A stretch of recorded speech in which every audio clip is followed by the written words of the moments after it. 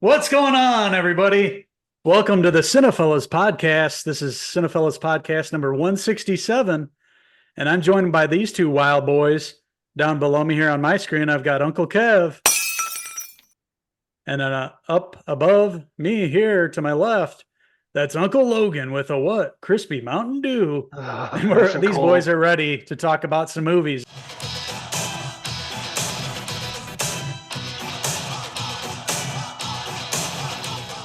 It's been a while, fellas. Good to see you guys. Yeah. Good to see you. You're both beautiful as I remember, but even more beautiful now. Ditto. So what have you guys been watching lately? It's been about a month since we met. What are you guys into now? Well, it's officially summer blockbuster season. Going to the beach, going to the local cinema, and just checked out Furiosa. So I had a great time with that. I know we're talking about that earlier a little bit, and I went in with low expectations, and I had a really great time with it. A few minor complaints, CGI, and a few scenes that was very, not believable. But the rest of the film was really excellent. Set design, costume design was awesome. Yeah, it's just a shame that it's not making any money. Yeah, I don't see why. I mean, it's not that bad of a movie or anything like that. Anya Taylor-Joy does a great job. Chris Hemsworth is probably the best part of the movie as a villain, and I don't see the hate. There's people not loving it as much as us. Chris Hemsworth is incredible in this movie, and he should do more stuff like this. Move away from Thor. Because, George Miller said that he was very impressed with Chris Hemsworth, and, I see it. I hope they work together again. I hope this isn't the last we hear of George Miller. Because, I don't know, will they give him the keys to do Wasteland? I really hope they do, because I love the world. I love the world, and with Furiosa, I thought the story was a lot richer than Fury Road. I'll give it that. But I don't think the movie did itself a favor by having scenes from Fury Road at the end of the movie as the credits are rolling. Because, as you guys were just saying, that, this one is, there's CGI in it, while Fury Road was all practical. And, you just notice the difference when you're seeing, the old scenes from Fury Road. But, I loved it. I thought it was great. I had such a great time with it. Yeah, exactly. I agree with you guys. Great movie, great theatrical experience. Just a couple nitpicks. I mean, there was, the CGI was pretty evident in a few scenes, took me out of it a little bit. But Anya Taylor-Joy just coming in, taking over this role. They were going to have to recast it anyway. Charlize wasn't coming back. We heard about all the trouble on set for the last one between her and Hardy. So, that wasn't going to work. And they got, a great up and coming actress, Anya Taylor-Joy. She did her best. And, it was great for the movie. It's just like you're trying to juxtapose Charlize and her, and it takes you out a little bit, just trying to go back to back with Fury Road.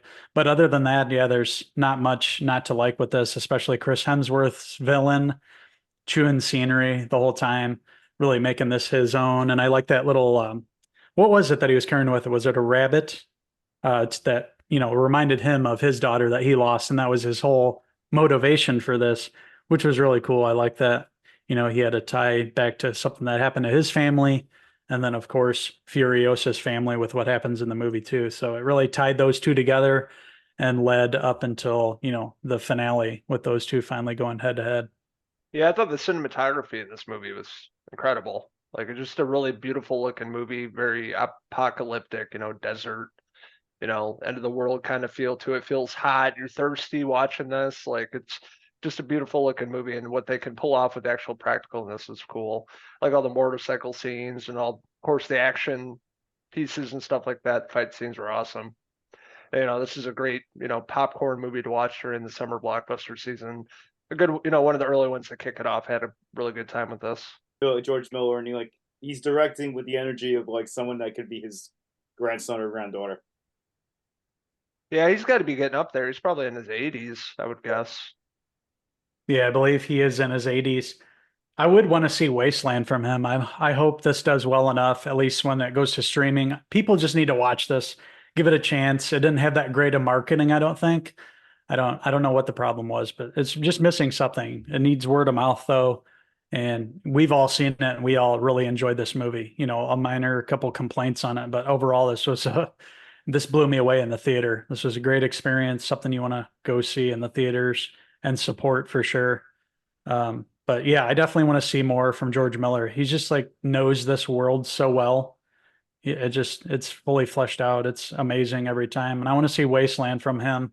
I've also seen a rumor of him maybe finally getting to actually direct for James Gunn in that universe, the Justice League movie, which is another great idea, because he loves those characters too and he understands them. And I saw like a synopsis of what he wanted to do with the Justice League and how he saw those characters, and it sounded amazing. So if maybe he gets a chance to do something like that, would be awesome too. How many people were in the theater besides you when you saw it? I saw it on a Thursday night, the Thursday before it opened, and there was probably, to be fair, probably 10 people in there.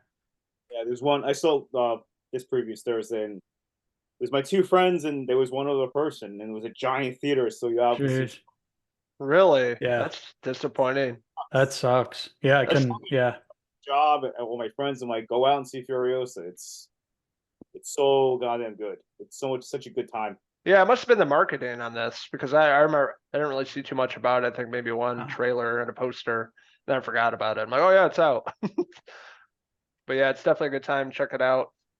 Spend your money on this one. It's a good time at the movie theater. Which kind of segues into our first question of the podcast. What is the most visually stunning film that you've seen in theaters? Talking about Fury Road, that comes to mind for sure. We've seen that in the theater. It's just visually stunning and opening up this world that George created. That one comes to mind for sure. Yeah, That's a great choice. I would have to go with. I loved Dune Part 1. I thought that was incredible to see.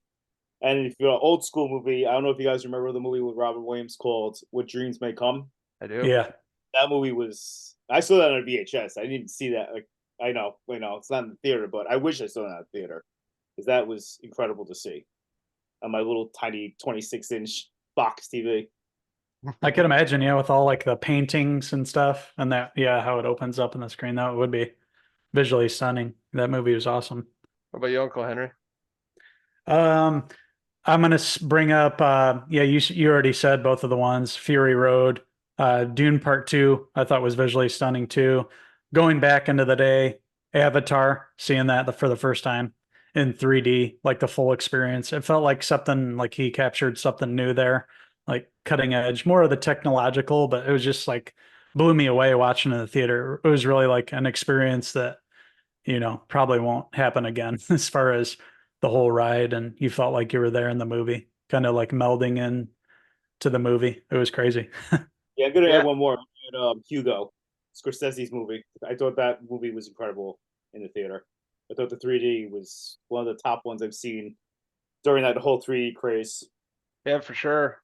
We're talking about Denny Venezuela here. Obviously Dune and Dune 2, but Blade Runner 2049. Man, that blew my fucking mind.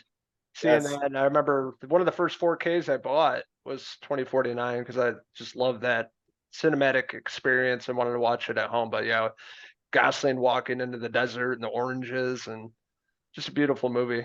Really, any of Uncle Denny's movies are all visually stunning to see in the theaters. Even Prisoners was well photographed. It was. I know it's not science fiction epic, but I thought that was really good cinematography there. Yeah, I saw that opening weekend. I remember blew my mind. It was incredible. His eye for cinema and like the way he shoots things are second to none. It reminds me a lot of like Christopher Nolan, just how they use everything, the whole landscape of the widescreen, like to their advantage, what they're able to capture there. I feel like those two are like at the top of their game right now. Visionaries for sure. Yeah. They can see what they, this painting, put it up on the big screen. It's just incredible. Like you either have it or you don't. Only a few directors have that. Another one that the same vein that I'm thinking of, old school, one of my favorite movies of all time, Stanley Kubrick, The Shining. Stunning. Cinematography is just like 5 out of 5 for sure. It's like a perfect movie. Have you seen that in the big screen? Because I know sometimes Yes. Okay. Oh, I've never seen it on the big screen. Wow. Many times. I would say I've probably seen it at least 3 times in the big screen. Usually around Halloween they'll play it. So I've seen it a bunch or a few. It's so much better on the big screen for sure. The sound effects and everything, the speakers. Yeah. Perfect movie. Damn. Yeah, I bet. Would love to see that on the theater. Be amazing. Even for a drive-in would be cool. We did like a screening up in Colorado where the hotel is, where Stephen King wrote the book. They have that around Halloween. We did it one year. It was awesome. Like in the big projector and screen. Seeing that up there is spooky. Christopher Nolan, Inception, visually stunning. Yeah. Yeah, just Christopher Nolan in general. Yeah, Yeah, like all really. those movies are incredible. For real. Yeah, you could really say any movie. Next one, old movies that you wish you saw in theaters. I guess that's kind of what we were talking about, The Shining, even though I didn't see it when it came out. I got to see it eventually. It was awesome. Yeah, I have like the obvious one, like the original Star Wars. I would have loved to see opening day. Yes. The impact of that. Personally, I have Lawrence of Arabia on 4K, and that's just incredible in 4K. I wish I could see that on the big screen because they don't make movies like that anymore. Like with thousands of extras, everything's computer generated with crowds, and you see it. You feel the difference when you're watching Lawrence of Arabia. And you see thousands of people on horses racing towards an army. And a little less small one, I would probably go with David Lynch's Eraserhead. I wish I saw that. Good Yeah. choice. That's a great flick. Yeah, Those are both bangers. Yeah.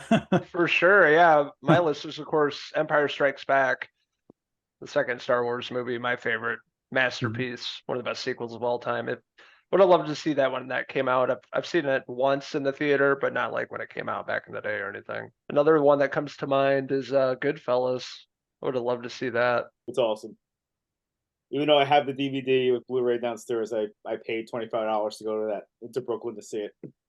Wow, that's awesome. Who were you with? My friend and his cousin. My friend's cousin is a huge Scorsese fan, and that's kind of how we like broke the ice. And he's like, "Oh, they're playing it in Brooklyn. You want to go?" I'm like, "Absolutely."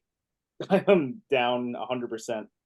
And that's a Wow. movie like the big screen and the audio adds a whole new element when you're watching that in person. That's one they never play around here that I've seen. Goodfellas, even like recent, they play older movies. I haven't seen that. I would love to. I would definitely pay to see that. On my list, Jaws.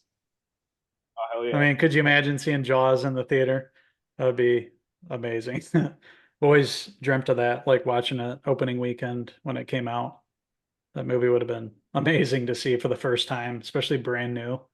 I can only imagine what the crowd thought of that too. Changed cinema forever.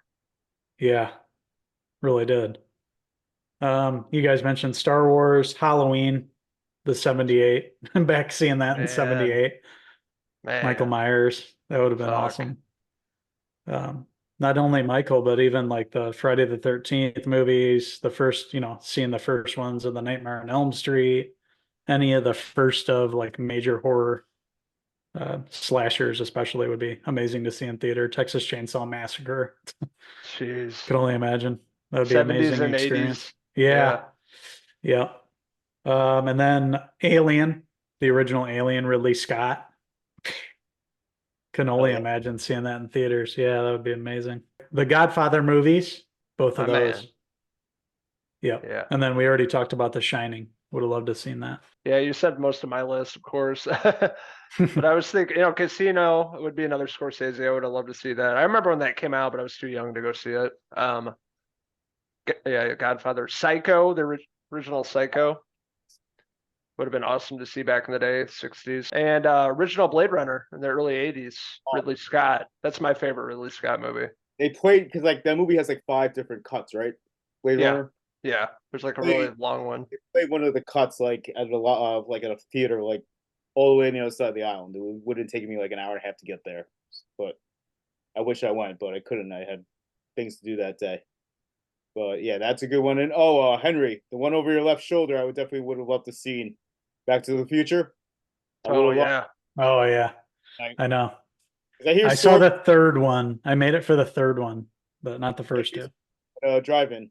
I remember seeing that when I was a really little kid, seeing that. But I hear stories of like when George punches out Biff, like people cheered in the theater when that happened. Oh shit! I bet. Yeah. Came out the year I was born, 1985. Good year. It was a good year for music and movies for sure. 1985. Oh, yeah. I would have liked to have been in the theater for any Quentin Tarantino stuff, even True Romance, Tony Scott's film written by Quentin, Pulp Fiction, I mean, I remember seeing Inglourious Bastards and Once Upon a Time in Hollywood, and those were two of my probably my favorite theatrical experiences. His movies are badass watching for the first time Yeah. in theaters. There's something about him. His writing's on another level. They're playing it at like an old school theater that plays old movies. They're playing Pulp Fiction at the end of the month. I may do it. I may go. Yeah, I would. I definitely would. They I can do watch that movie over and over and not get tired of it. they have Yeah. this old movie theater in Chicago, the Music Box, and they play a bunch of old movies and have like actors and directors come out and watch them. But they always play them in like 70 millimeter and shit. Like, yeah, it's incredible. I know they've done a few Tarantino flicks there, but I never made it. I wish. Yeah, the Hateful Eight was cool on 70 Yeah. millimeter. Yeah. Yeah. Mhm. I remember seeing that in theater. It was good. You get the book. Django. Django. Django, yeah. Did you get the booklet with Hateful Eight? Because I got like a little booklet. Mm-mm.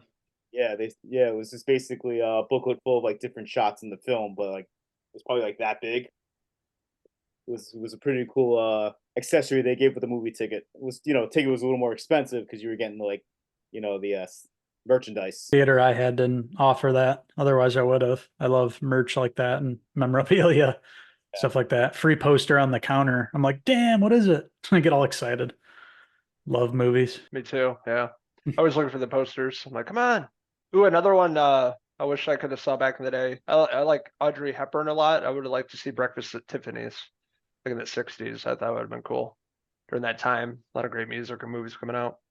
Oh, you're a Hepburn fan? I didn't know Yeah. that. Yeah. First, Peekaboo. whoa. Yeah. I got that like 20 Actually, years it ago. looks like her. It's not some shittily done one. How long did that take to do? Yeah, I was talking to Molly about this recently. 16 hours, 2 days in a row, How two much, 8-hour days. how much did that cost? A lot, probably. Not much, not much because I knew the guy doing it. I thought you were gonna say like $1,000 or something. No. If I wasn't like good friends with the guy at the time, there probably would have That's been. what it would have been. Yeah. Yeah. Thousands. So yeah, it was not expensive at all. So Breakfast Club. Breakfast Club? Yeah. Oh, yeah. The Brat Pack. another 85 one. I love the principal in that. Yeah. Bull by the horn. She's always I owe you for the rest of your life. That's one more. That's one Gleason. His last name's Gleason. I can't think of his first name, but I think he recently passed away. Like He did. I want to Yeah. say, yeah. Even the janitor in that film I've seen pop up and stuff from today. Nolan was Yeah. watching some Disney movie and he was like the guy in that with like some like Alaskan snow dogs or something. Oh, you're talking about Crazy Carl from Breakfast Club? Yeah, Crazy Carl. Yeah. Yep. Yeah, he does. He popped up in Suits recently too. He was like a lawyer or something. Still acting. Your favorite behind the scenes material on a movie? Ooh, we were just talking about this movie, Back to the Future. Back to the Future. Yeah. Yeah, all the cool stuff with what's his Eric Stoltz, not Schultz, Stoltz. Playing Marty, which is weird seeing that. Yeah. Like all the scenes they filmed with him. And then they got Michael J. Fox, which just killed the role, set up his career. Cool. Yeah, the film's like what, 25-30% of the movie, I think. Yeah. Insane. Yeah, I filmed a bunch of it and they just had to redo everything. It went over budget, if I remember correctly. I would have to choose. I think I've talked about this on the podcast. I think the Social Network stuff is amazing. The behind the scenes, it's like a movie. It's Oh, an really? hour, and it moves through like production, like like if you love film and you love learning, you want to learn about like how films are made. Yes. Watch that one and The Girl with the Dragon Tattoo. They're both incredible behind the scenes, like everything. You see Fincher sitting with Sorkin, and they're going over the script, and Fincher is doing what Sorkin desperately needs, which is like someone to trim the fat from his screenplays. And Yeah. you see like development of like technology they used to clone Army Hammer, and got the other guy's name who played the other twin. And they were saying like, he is doing a lot. He has to basically mimic Army Hammer's movements. So it's just not like he sat there and they just put a face on him and like, call it a day. Like he actually had to basically really act his ass off. And I recommend it. If you guys have the Social Network Blu-ray, if you don't, pick it up. It's very, very interesting. Yeah, I haven't seen it, honestly, behind the scenes. But they're both Fincher. I love Fincher, so I wouldn't It's mind on checking. If I find it on YouTube, I'll text it to you. Okay. Yeah, send the link. Love behind the scenes stuff, especially Fincher, just how, detailed he is. Yeah, it's awesome. Like there's one part where in the beginning of that movie, if you remember, it's Jesse Eisenberg and Rooney Mara, and they're having the discussion argument. There was a guy in set who had to keep track of like the amount of liquid in both of their glasses throughout the whole scene. And this guy would just go over there, pour a little beer, and they did it 99 times. They did it 99 takes of that one scene. Wow. Damn. Wow. That's hard to believe. Yeah, Super detailed. Fincher like, well, oh, you want to do one more, just 100? He's like, nah, we've done it enough. It's okay. Would love to see that. Would love to see any of the behind the scenes on any of the any films really from Kubrick, Francis Ford Coppola, Scorsese, Tarantino, any of those. I would love to see behind the scenes, stuff on any of those movies and those directors, especially just how they work with their crew, how they shoot, just the different things that they do to consistently make like great films. Cameron, even James Cameron, I remember seeing some Terminator 2 behind the scenes stuff. And it was really awesome just to see how they did that back in 92, how cutting edge Stan Winston's technology, the special effects were for like the metal hand and everything like that. Yeah, the liquid Terminator, just how that technology worked and how it was awesome to see. One that comes to mind for me, The Goonies, which is something up on YouTube. Pretty interesting making the movie. They're in Astoria. They're all, the kids. They have Spielberg on set, Richard Donner, making the film. Joey Pants and, the rest of the cast, they're making it all young back in the 80s is really, really cool. It's on YouTube. Check it out if you're interested. Twister was one that comes to mind. Making that movie was cool with the effects of making the tornadoes. They had the big wood things in the fields and they used visual effects to make the tornado. Oh wow, I didn't know that. Yeah, there's some bunch of pictures online. Cool. But yeah, behind the scenes and the sets they made, like the tornado, like ripping the house down and stuff like that, and the floor would be on the ceiling and stuff, and they'd be on the side of the wall climbing it and stuff like that. Really interesting, like how they made that movie. It's one of my favorites growing up, and that's one that comes to mind. What do you feel about Twisters? I'm excited. I'm going to see it opening weekend. Glenn Excited. Powell. Glenn Powell. Yeah, I love that line in the movie where he's like, "You don't face your fears, you ride them." Yeah. I meant the effects look great. Yeah. It has my attention. I was worried until I saw a trailer. I'm like, yeah, I'm in. I'm going to see it. I'm hoping they'll do something for Bill Paxton's character in the movie. Like, I don't know. Call back or something? A callback or something, yeah. I think they will. I bet they will. That's got to be there. Helen Hunt, sure. I'm like, I don't really care about, but like Bill Paxton was Yeah. badass in that movie. And I love Philip Seymour Hoffman in that movie. I thought. Oh, of course. I think that was Yeah. the first movie I ever saw him in, was in Twister. Yeah, I saw him in what was it? The one with Brendan Fraser, Chris O'Donnell, Matt Damon, School Ties. I think he was in. He was in either that or the one with Pacino. He's in Son of a Woman. He was one of the slimy classmates of Chris O'Donnell. I think Twister was like the one that kind of like made notice because he was so much fun in that movie. Yeah. Like, oh, this guy's Yeah. so much fun. The Suck Zone. I'm looking forward to the new one. Yeah, well, because I love Glenn Powell. I can't wait for Friday because Friday Hitman comes Me out. too. Hitman. It's gotten good buzz. It's supposed to be his breakout. Nothing but great things about it. Yep. The Yeah. poster looks cool. All his different people he dresses up as. And he's Looks he's cool. in the Dark Knight Rises, right? Yeah, I do. Yeah. I remember that.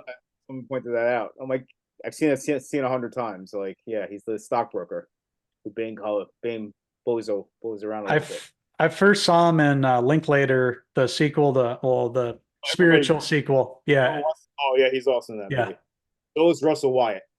Yep. He was great too. What genre is going to rule the 2020s here? Science fiction so far, I'd say, probably. Yeah, I was gonna say science fiction and horror. Horror's still doing its thing. It's been pretty solid this past year. So far, I think. Sci-fi, a lot of great movies and TV shows. I think video games. More and more video games. Video Yeah, games. Fallout, Last of Us, Halo. Halo's not as good as the other two, but Right. and it's nice because when I was a kid, when I used to play video games, everyone used to be like, "Oh, like how could the stories be? It's a video game." I'm like, now you're all eating your words because all these things are really successful, especially Fallout and The Last of Us. Hell yeah. What do you think's going to be the big movie breakout franchise? Well, what I'm really hoping is that some streaming company gives like a 5, 6 episode because that's all you really need, and justly does a Resident Evil. You can tell that story in 5 episodes, and it's all in one mansion, so it's not a big budget. Besides, when it gets towards the end with the tyrant. But if someone does that right, that would be incredible. And I'm waiting for that because, the Mila Jovovich ones, they were fun and stupid, but the one that came out was like 2 years ago, 2 years ago, Raccoon City, that was awful. That was terrible. Kind of killed it for the time being. Yeah. I mean, like, the aesthetics, it looked like a Resident Evil game, but it's just they missed the point of what made those games special. And the guy who played Leon was awful. Yeah, I mean, you're right. Video games, I could see that really taking over the small screen, like TV run or TV series, and then like movies. I mean, there's so much they could do with it, with like PlayStation, God of War, uh, Horizon. They got Last of Us going on. They can do a ton of them, and I'd be there for it because I love all those. BioShock, that'd be the other one, my favorite series. I'd love to see in that. Yeah, BioShock, like Rapture and everything. I would love to see that. I think that would really get a huge following. People would start playing the video games. They're making another Silent Hill, and the same guy who directed the first movie's coming back. Really? And it's based upon Silent Hill 2, obviously. Yeah, they just had they had State of Play on Thursday. Yeah, I did see something about that. They had a whole other separate thing that they said, click the link. It was a Silent Hill transmission, and it was Silent Hill 2. It was like 15 minutes of gameplay. And they also had Silent Hill 2, the movie. And one thing I like about what Christopher Gans does is those creatures, he hires ballet dancers to like walk around and contort their body. They're not CGI creations. They're people in costumes. And it makes the difference. Because I remember in the first one, I really appreciated that. I thought it was really cool, and it kind of added even more of like a creepy element to it. But of course, the one video game I would love to see adapted is you ever play Leisure Suit Larry? No. No one? Mm-mm. Oh, just a middle-aged man who's trying to get laid. That's the entire point of the game. It's like a funny role-playing game. That'd be funny. Yeah, speaking of, it just popped in my head like Minecraft is coming to theaters next year. That's going to explode. Yeah. Because kids love Minecraft. That's going to be big. Yeah. That's all my son plays. Minecraft. Yeah. So you got Jack Black voicing the character, Steve or whatever, right? Yeah. Jason Momoa. Yeah. Jason Jack Momoa. Black. Yeah. Yeah. That's some good people on there. But that's a good call, Kev. Yeah. Video games. Mm-hmm. Yeah. Even the Mario Brothers movie. Yes. Just opening up the Nintendo kind of universe. Just thinking about all those possible games. I'd love to see a Luigi's Mansion like TV series or movie. I'd be all about that. But yeah, open up that universe and just bring in all these video games and characters out, small screen or big screen. I mean, eventually they're going to have to make a Grand Theft Auto movie. Who do you hire for that as a director? And like, it's obviously going to be like a Jerry Bruckheimer. Yeah, something like that maybe. Yeah, Michael Bay and Jerry Bruckheimer. Yeah, Michael Bay would work for that, and I think that should be a show. Yeah, that would be awesome. Like they did a Twisted Metal, dude. Twisted Metal, yeah. Speaking of, yeah, GTA, like that, like a 10-episode run, and you get to explore in that like massive universe, right? Like a bunch of different characters. Get a license to that music, man. It would be amazing. Yeah, all the soundtrack and all those songs. Yeah, they could do something special. Who are actors or actresses that you wish got a role and they lost out on? Oh, Will Poulter as Pennywise. That was it. That one, and I also would have liked to see what Edward Norton would have done with Andy Kaufman. Kev, I remember me and you used to talk about it all the time, and then Cary Fukunaga or whatever his name is directing it with Will Poulter. Yeah, that would have been dope. Yeah, totally different movie than the one we got with Muschietti. Oh yeah. Well, they took a lot of because like in the new ones, I thought the screenplay in the second one was nowhere near as good as the first one. In part Yeah. two, because it took a lot of Fukunaga's script for it part one. There's a lot of it in there. Ooh, I thought of one earlier. Elizabeth Olsen as Daenerys in Game of Thrones. She Oh wow, she I didn't know that. auditioned for that part. Yeah, she's ended up getting it to Amelia Clark. So I love Elizabeth Olsen. I think she's fantastic. She plays a really great villain. Um, yeah, it would have been cool to see her in that role. Just off the top of my head, Ray Liotta, Sopranos. If they would have went that route rather than James Gandolfini, just to see that version. But no, James Gandolfini's the G. Make no mistake, but it could have been Jesus interesting. Christ! How would that be? Yeah, how would that look? And it would have been too much, probably like Henry Hill. It probably would have, Yeah, you know, but it would have been awesome to see that, what he would have done with it, just like the pilot even. But yeah, it was definitely worked out well. oh, Jesus Christ. Right. I love that guy on Instagram that does the He does all impressions. the He does them impressions. I so was sending, good. he's really It's like good. some curly haired guy from New York, I think. Yeah, it's New York. He does all the Sopranos stuff. It's hilarious. I'll have to tag you, Kev. You'll be impressed. He can really do anybody. But yeah, that would have been, yeah, I can't see anybody playing that role. Yeah, that's gonna be no way. It was it's made for him. $50,000, Carmelo. I need that money. Oh wait, wrong movie. No shit. Well, Melfi was supposed to be Carmela. She, auditioned for that part too. And she said that she didn't want to do that because it would have been so close to Yeah. Karen from Goodfellas. Yeah. Yeah. So Again, another actress I couldn't, the only actress I could see playing that character. The Right. doctor. there were some memes or, pictures posted with over the past couple weekends ago. It was like Ryan Gosling and it said like an HBO Max exclusive new original series. And it said like, I can't remember the title, but it was something to do with the Sopranos. And it just showed Ryan Gosling in like a bowling shirt as like a young soprano, I guess, from back in the day. But yeah, there was some rumor that Michael Gandolfini was going to do a series as like young Tony, like after the movie wise, kind of to bridge the gap. Oh, Bridge. what about because I know De Niro auditioned for Sonny. That's right. Yeah, Would have been interesting. it would have been. And we got Will Smith as Neo. I remember those rumors. Yep. You ever see Why him didn't talk- he end up doing that? Like, what happened? What fell through? Oh, so okay, I'll send you the video, but I'm gonna just do it. But I can't really do like Will Smith. So he was talking about it. And he's like, yeah, the Wachowskis came to me saying, we're making this new movie. We love you to star in it. And they had all the basically storyboard elements of it. And they were saying how we were going to do the 360 cameras. And I'm like, oh, this is incredible. So what did I decide to do? I did Wild Wild West. Well, how could you resist Kevin Kline? I mean, come on. Straight through the wow. Phoebe Cates couldn't. Oh, Logan, I got one for you. This relates to your tattoo. Marilyn Monroe is Howie Golightly. Damn, hell no. Yeah. Had to be Audrey, but yeah, that would have been a totally different movie. Oh, Nick Cage is Mickey Rourke as Randy the Ram. He almost got it. That could have been his comeback instead of Mickey Rourke's. Yeah. I mean, not that he's at this point, he can't do any wrong. He's done some good shit. I still need to watch Dream Scenario. His latest one. Isn't that what it's called? Dream Scenario, I think. Yeah. And he did this one with Joel Kinnaman. It was it kind of reminded me of Collateral, but Nick Cage was playing Satan.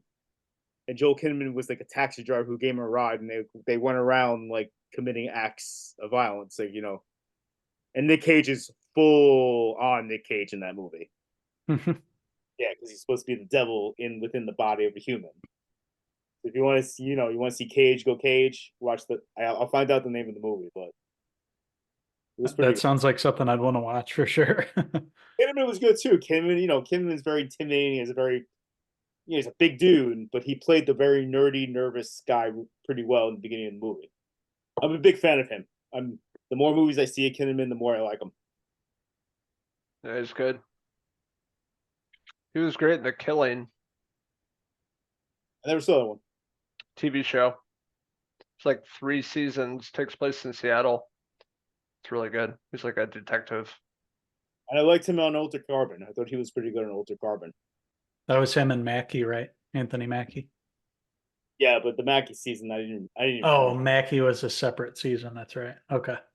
Yeah, because he sheds the body. Yeah, Okay. that was awesome. And I liked him in Suicide Squad. I liked him as Rick Flag. I did too. Yeah, that was a good movie. Good role for him. Yeah, if you got Netflix, Kev, check out The Killing.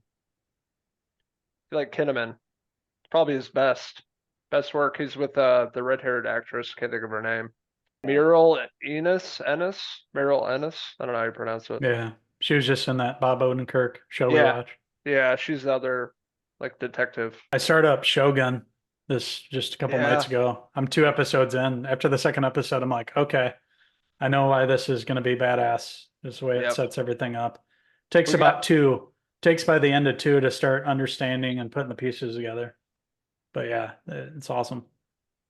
We have 4 left. We're on episode 7. It's really Yeah. good. Damn. It's So good. epic. Epic battle scenes.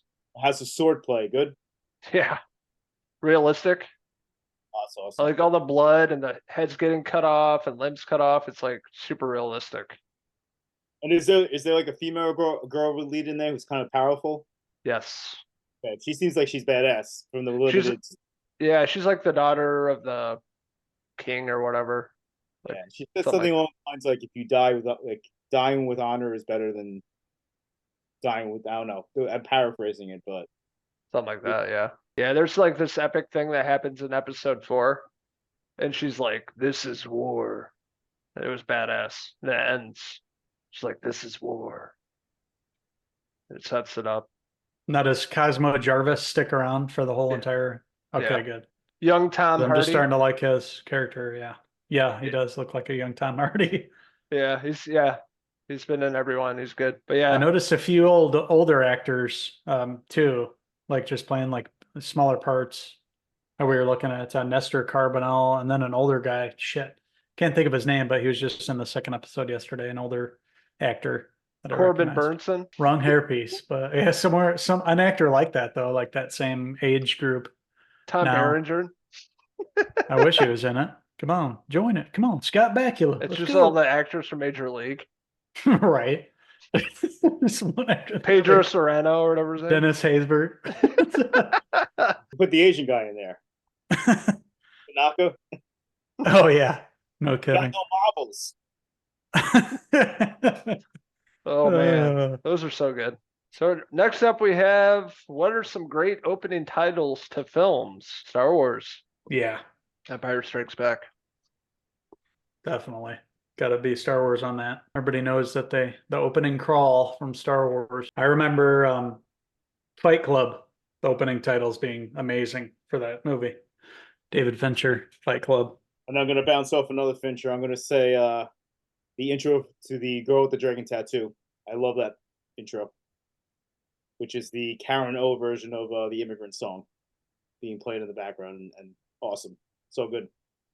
Yeah, Yeah, I saw that in the theater. I know what you're talking about. That was intense. a lot of movies that come to mind for me. Bond, all the Bond movies. Their intros are always incredible. Goldfinger Yeah. comes to mind. All the newer ones, Skyfall, which is always awesome. I like the Spectre opening the best out of the Daniel Craig ones. Really?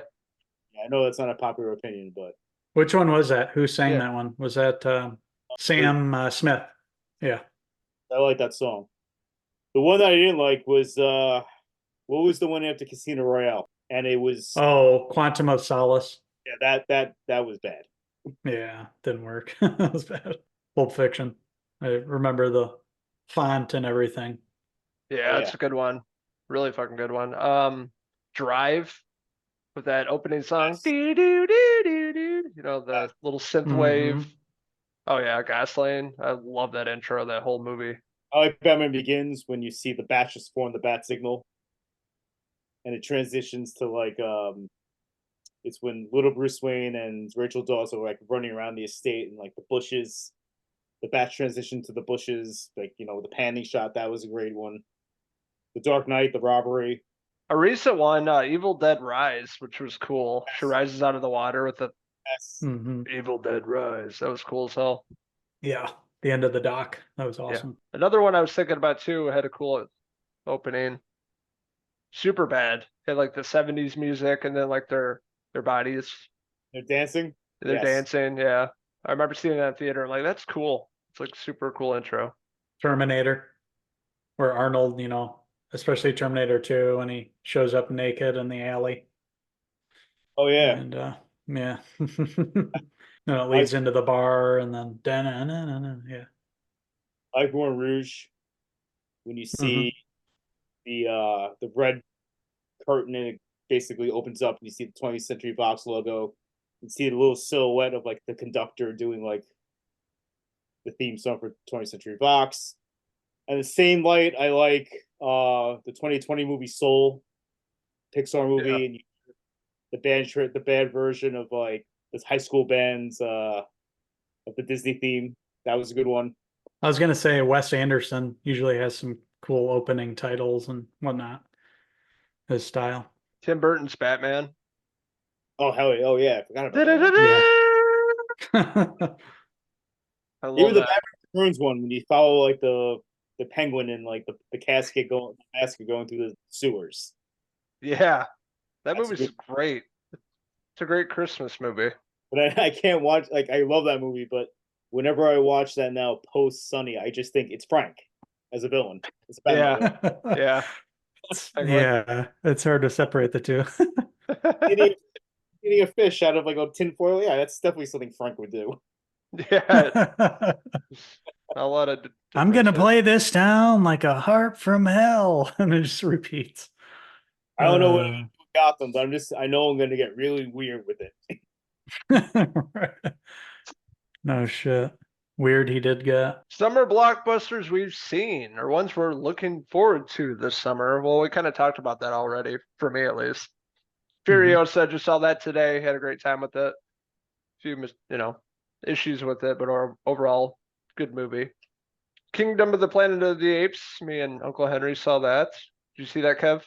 Yeah, so Yeah. Do you like it? yeah, it was a little dark. It was hard to see some of it, but I'm intrigued, and like the effects in that movie are just mind blowing. It's just mind blowing with the facial recognition and mimicking the actors' faces within the apes. It's insane. And like that one scene where the orangutan is in the water, and you see like the wet fur, that was insane. I'm like, wow. I can't wait to see where it goes. That's what we were saying. The effects are incredible. They just keep getting better and better each movie.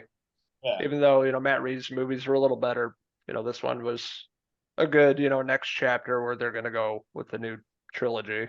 Oh yeah, no, I liked it. I definitely liked it. And the one that I'm looking forward to, we talked about Twisters coming out in July. Very, very excited for that. And that's going to be an awesome summer flick to see at the local cinema. That's going to be a hell of a theatrical experience for sure. I'm really looking forward to that one. And I'm really looking forward to the next Quiet Place. That looks like it's going to be pretty badass experience too. Like day one with Quinn from Stranger Things and going to be in the next Fantastic Four movie. So can't wait to see how he leads a movie.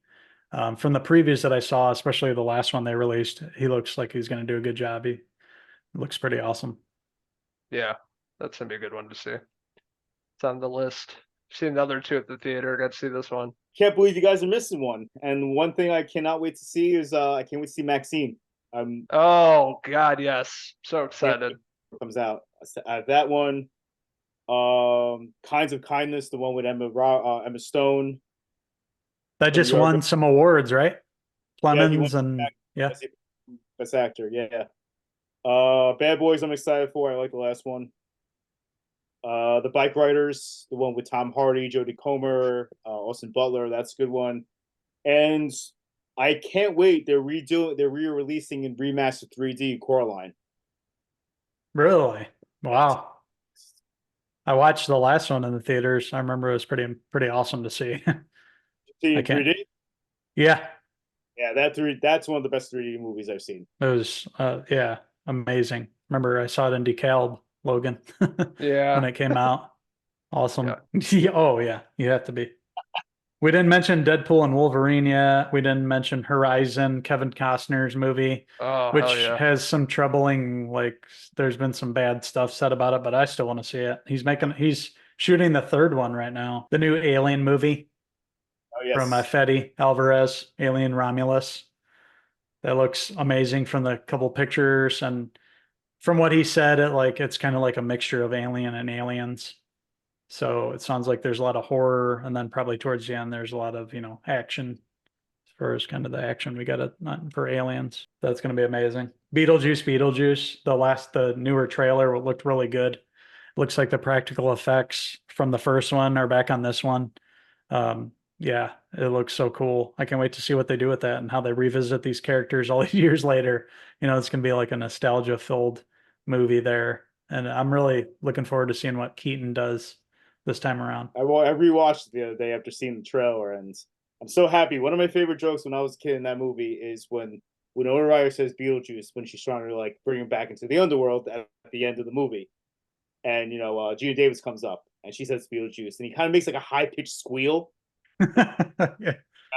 They had a joke like that because I think Justin, what's his last name, Thorough. Yeah, Thorough, yes.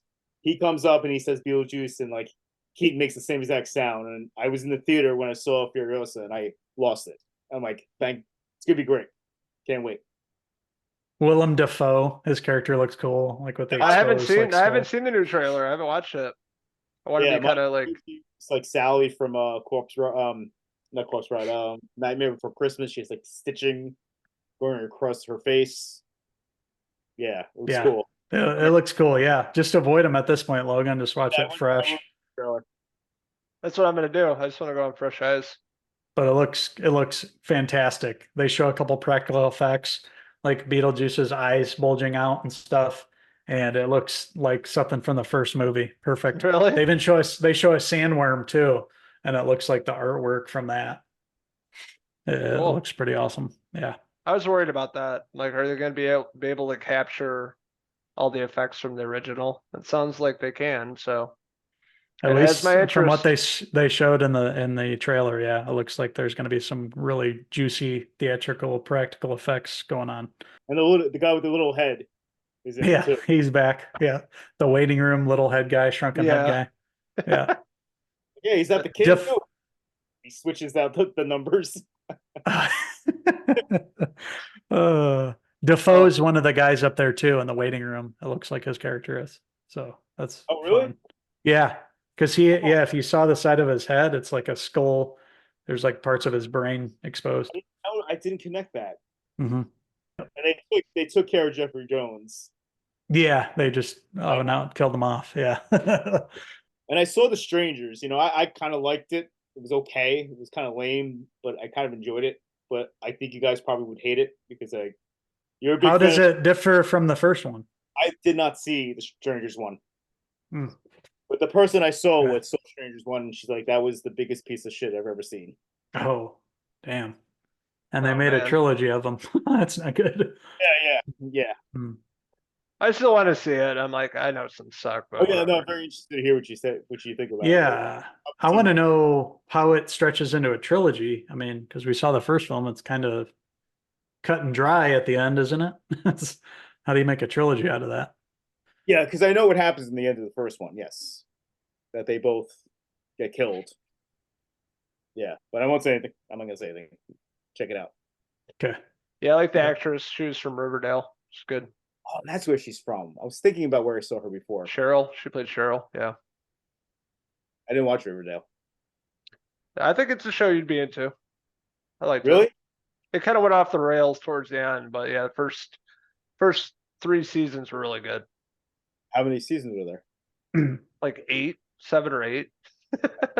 So we mentioned all the summer blockbusters, guys. Let's talk about the TV shows that are coming back too. The Bear. Yeah, obviously. The That's what I was Bear. kind of hinting at. Yeah, get your thoughts on that from you guys. Kev, you've watched it. You're all caught up with the Bear too. I love Jeremy Allen White. I love the Dude, guy. how good is he? Yeah. I love Iowa Debris. Yep. Elliot's kid, Chris Elliott's kid. I forgot her first name. Oh yes, Abby Elliott. Abby Elliott. Yes. Hmm. I thought that Jamie Lee Curtis's performance in that movie, that show was better than Everything Everywhere All at Once. Even though she got the Oscar Yeah. for Oh yeah. Yeah. both I remember we talked about that. Yeah, after we watched it the first time. sides, like I don't want to root for them. You have to understand, and whoever that guy was, the boyfriend or the husband of Abby Elliott, he was fantastic too. Yes. Yeah, Yeah. the casting on that show, like phenomenal. And I love the cameos. Like you get like Will Poulter was in an episode. Yep. Like I can't wait to see who they got for the new season. Since it's more popular, they probably got a little more high caliber actors for this one too. Right. Yeah. Jeremy Allen White, we've been watching since Shameless, like seeing him early on in that show. We He's kind of probably knew. like what, We're like, 18 back then? That's yeah, when he started. probably. He Yeah. was super young. Yep. It's great in the Iron Claw. I really liked him in the Iron Claw too. I'm a big fan of him. Yeah, we're definitely looking forward to the new season of The Bear. We talked about Mayor of Kingstown. We've watched that a lot. It's kind of, a show where there's never any happiness. So it's Yeah. like it's not like one of the show that you're like happy to binge. It's kind of like, okay, here we go. We're going back into this dreary, landscape, but it's well done. And seeing Jeremy Renner back will be cool since he was injured, could have died. So be interesting to see if he like looks physically any different this season. The Acolyte, the new Star Wars series, comes out on the 4th this coming week on Tuesday. It's got the guy from Squid Games I saw Yeah. in the trailer. And I'm Trinity too. stoked. Trinity. Yep. Carrie Ann Moss. Yep. Stoked for that. It's gonna be awesome. House of Dragons coming back. Yep. The The Boys. boys. Yep. Brats. That documentary, Yes. Logan. I'm so excited. The Brat Pack from the 80s. It's a little documentary hitting Yeah, watch that. Hulu on June 13th. Mhm. We got 90s show returning on Netflix at the end of the month. Cobra Kai final season. First 4 episodes. I think they're doing like 4 at a time. 18th of July, that one. Umbrella Academy, the final season. Yeah, I'll watch August that. 8th. That's going to wrap that up. I Pretty want to watch interesting. the one with Ed O'Neill. He plays What's the it best. called? Hold on. Clipped. Clipped. Oh, about the Clippers. Yes. Lawrence Fishburne. Yes. Yeah. That does look really good. Yeah, that one because I love Ed O'Neill. When does that premiere? That comes back. Premieres June 4th. Kev, did you watch Baby Reindeer? I watched the first episode. It was Okay. cool. It's a little weird, but I liked it. Oh, it's definitely weird. It goes to places where you won't see coming. We'll say that. It's basically, Ah! Keyword coming. oh, you got the Rings of Power. Oh, yes. That is coming back. Yeah, season 2. I saw the Men guy is cast in the new season. The guy Yeah. from Men, Rory Kinnear. I really liked the first season. I mean, it took a while to get used to the new characters, but I thought the production value and the stories they crafted, just where it's leading to, is really well done. I like that they take their time with it. And yeah, I'm really looking forward to the new season. With the Bear, do they do anything in Chicago with that? Like, do they have an event or something? No, not that I know of. Okay. Not an event. No, they film it at the actual place, though. What's it called, Logan? Mr. Beef's? Mr. Beef's, which is still open and everything and runs, but they close it down obviously for a few weeks. My cousin, do you remember that, Logan? I told you my cousin was living, I Yeah. guess, or I don't know if he was living, but he was friends with the guy who had the apartment that Carmi was in Chicago. And basically they came in, the movie makers and whoever was involved were like, hey, can we use your apartment? It's going to double for Carmi's apartment in the season.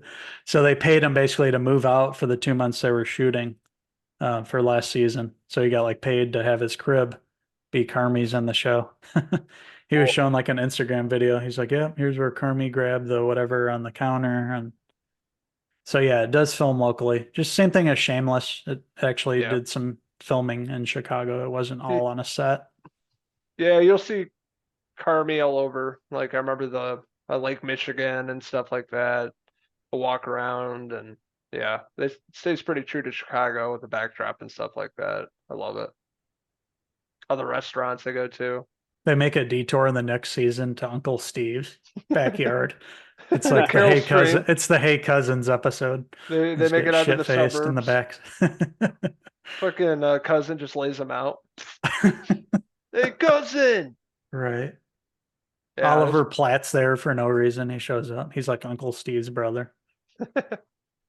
well, it's safe to say there's a lot to review this summer for movies and TV shows. There's like 25 things coming out this month between No TV and kidding. movies and video games too. It's like Jesus, those boys are gonna be yapping a lot this month. Good to be a TV and movie junkie, that's for sure. There's always something in the pipeline. So it's exciting, even when there's a dry spell of shitty things to come out, there's always something to look forward to. It's hearing like the latest thing. What is your opinion on the proposed Dexter prequel? I mean, Yeah. judging by the look and everything, it just doesn't feel necessary. It's my kind of feeling on it. Oh yeah, because they see it over Yeah. your right shoulder, and like, yeah, you're a little Yeah. Dexter. Yeah, Yeah. I mean, they definitely want to make some bucks on the IP. I get it there, but yeah, judging by what it looked like and everything, no. But a rumor that I heard would be Dexter's going to be his inner monologue, so that's that cool. might be interesting. Yeah. Oh yes, and he doesn't have to be there. That's That's Yep. interesting. So that would be a way to kind of tie it back into the character without him not obviously looking too similar. But do we need it? No, I mean we don't. But it's IP at this point. I'm surprised they haven't done a lot of sequel shows and spinoffs of a lot of properties. Really, like you think about Lost, just the IP on that alone, what they could have done, different spinoffs. How there hasn't been anything new in that universe, just shows and stuff like that. I predict those will start popping up here in the next couple of years with all these streamers start rebooting and going back to the like huge series. We'll see them on Max and they'll be done right. Hopefully Quinn comes back, Logan's favorite character. Oh man, fuck that. Douche. Deb was great though. I always love that character. She's just a hothead. Would snap. Jesus fucking Christ, Dexter. Mm-hmm. Fucking flip out all the time. Is that the wife? The sister. Well, yeah, that is his wife in real life, which is kind of creepy. But yeah, the lady that played his sister. I was thinking about who was the one that got killed by the Trinity Killer. Yeah, his wife, Rita, in the show. Rita, yeah. The blonde-haired. What's her name? I watched that with little context with like my friend, and even with not knowing that show that well, like that was creepy. That was a creepy ending. Because he catches and he goes home after he catches the Trinity Killer and he finds out that the last kill the Trinity Killer did was the wife, right? That's how it works. Yeah, John Lithgow. Yep. That's John Lithgow was so good. That show was dope. I like the reboot too with the son. It was pretty well done with the villain there. Clancy Brown. He was awesome. I would have liked to seen maybe that kid continue on. He looks more like Dexter, even though he doesn't really, but he looks more like Dexter than this new one they cast for the show. So it would have been, they might as well have just used him at this point, but I guess that's supposed to be his son, so they didn't want to confuse people. But Little Dex. Dexter. Little Dex. There's a Jake Gyllenhaal Apple TV series coming out, Presumed Innocent, that looks like it's going to be pretty badass. At the end of this month in June 14th to be exact. Yeah, he's somebody that's wrongly convicted of murder, I guess. I think it's probably has something to do with his wife or something. I saw a brief little thing about it.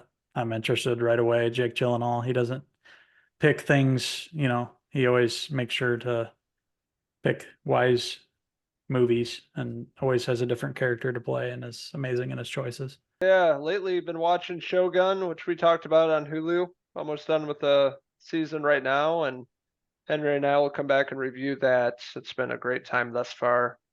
I just watched Civil War finally, which I actually enjoyed that one. I know a lot of people were talking smack about it, but I thought it was pretty interesting and good. Better than his last movie, Men. Talking about Alex Garland. Just watched that Furiosa today. Had a good time with that. Been watching Interview with the Vampire season 2 on AMC. It's been hit or miss.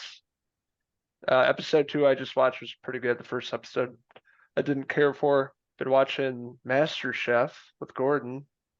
And Mayor of Kingstown, new season. Jeremy With Mike Renner. McCready. Mike McCready from Pearl Jam. Mike McCluskey. That's what I'm watching. What are you watching, Kev? All right, yeah. So I talked about Silent Night. I didn't care for Napoleon. Me either. At all. Yeah. I thought he was too weird in that movie. I did not like the relationship between him and Kirby at all, Vanessa Kirby. I know I saw you. I watched your interview. I'm sorry, not your interview. Your review on Wish, and Ariana DeBose should go to a chiropractor because she carried that movie. Talked about the Meg Ryan movie.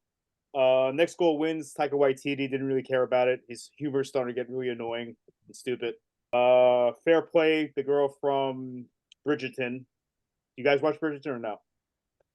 I'm No. gonna say no. It's him and it's her and Alden Ehrenreich. Han Solo. I thought it was an okay movie, but the ending was stupid. Let's see what else. Dix the Musical by Larry Charles. It's one of the worst movies I've seen all year. Really?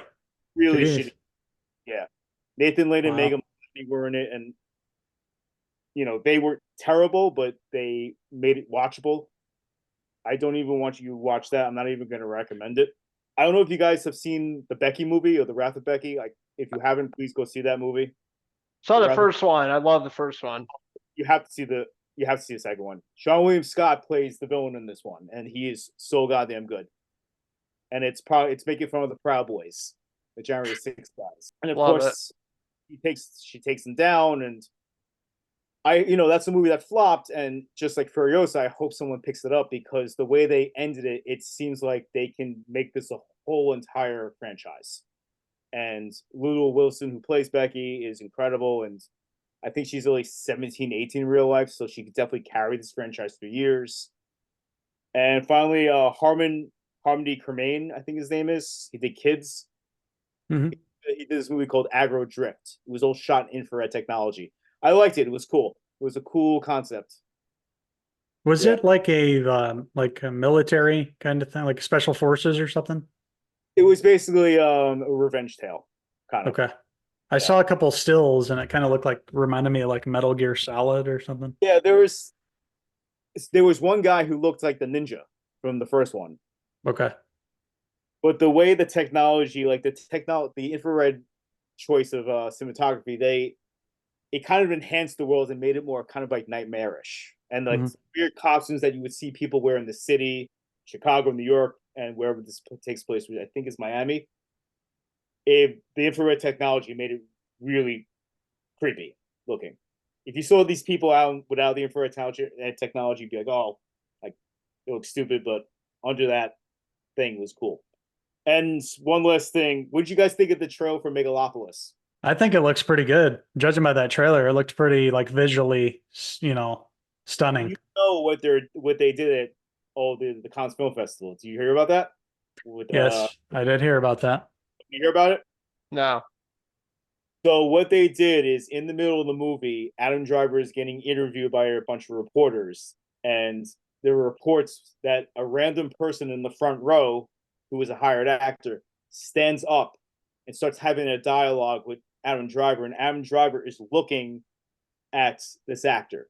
So it's just like, he's instructed, you got to sit here because Adam Driver's eye line is going to be where, and they go back and forth for like about a minute. Huh. Like they couldn't do that if that movie came out. There's no way. You would have to hire like thousands of actors. But I would love to see maybe if they had like a special showing in New York City where like, oh, we're going to do this. If you want to see this live, I would definitely check that out. I watched If Imaginary Friends from John Krasinski just to see what the word is. I'd heard various reviews on it from people that have seen it. I've heard people that said it was not good at all, and others that were crying at the end. So I wanted to check it out. And I did, and I can see why it's doing pretty well at the box offices. I mean, it feels like a really family-oriented film where you can take your kid to, and it has a lot of things there that the adults are going to appreciate too, the messages and all that. So was it anything new though? No, I didn't feel like anything cutting edge, But it felt like for this time being in the theaters now, I can see why it's going to have some legs at the theaters for a family film, because really anybody could go in and enjoy the story here.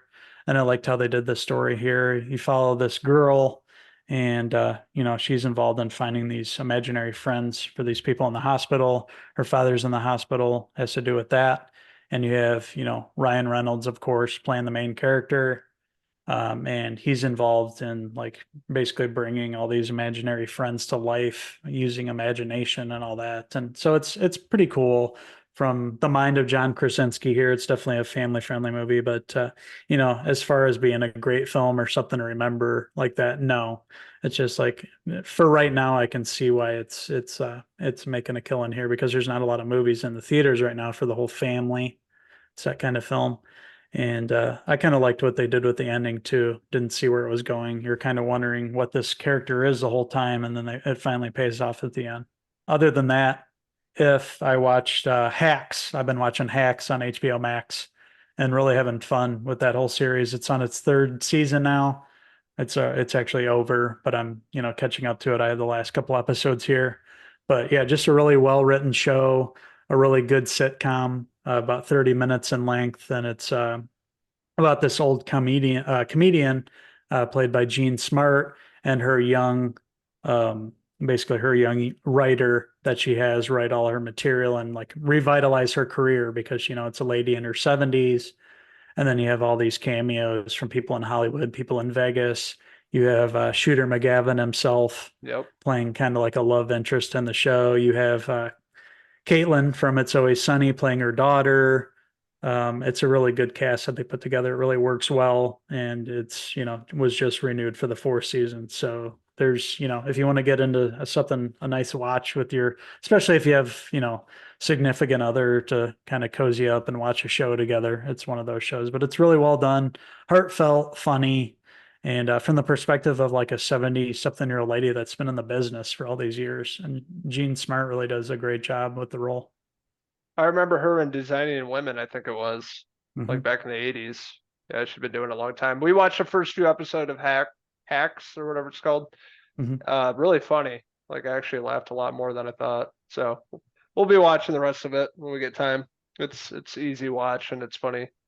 I like the young writer.